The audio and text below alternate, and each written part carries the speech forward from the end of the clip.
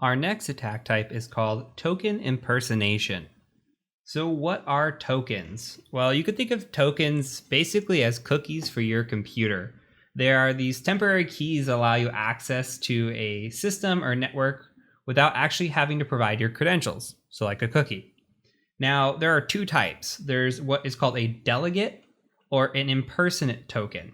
So, for the delegate token, that is used when you log into a machine or you have a remote desktop, for example.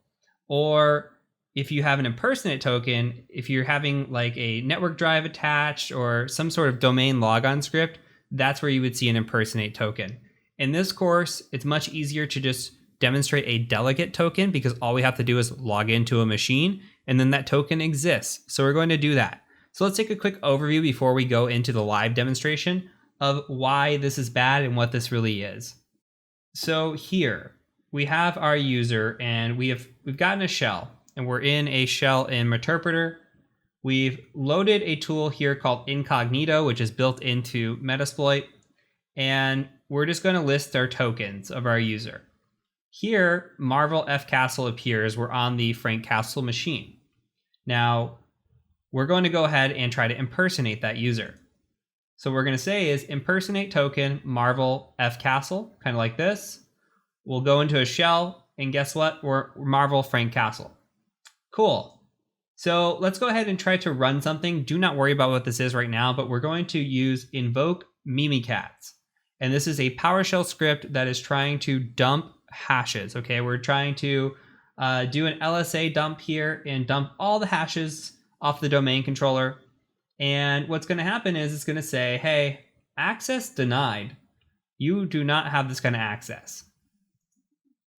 Okay, but what if for some reason the user was a domain admin and that token was available? Now you can see the domain admin has logged into this machine. The token's now available, and we're going to impersonate this token. So we're going to say impersonate token Marvel Administrator. We go into a shell, and you can see that Marvel Administrator is now available to us. We try running this command again, and guess what? It succeeds this time, allowing us to dump all the hashes in the network, including the Kerberos ticket granting ticket hash, which we haven't covered yet. We'll get there, but this is a big win.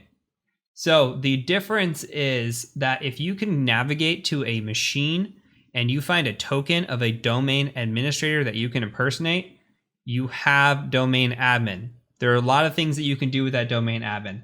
So you want to bounce around and look for these token impersonation attacks and really see if you can't find that domain admin on a machine. So this is what I was talking about in the last video when it came down to moving laterally, and there's always potential difference in a new machine.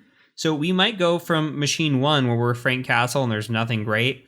We pass that password, pass that hash around. We get onto machine 2 where we're on Spider-Man's machine, and there is the administrator just sitting there with a token. And then we impersonate that token, and then we are now a domain administrator. We can act on their behalf. So pretty cool feature here. So let's go ahead and do a live demonstration of this so we can get hands-on, and then we'll talk about mitigation strategies.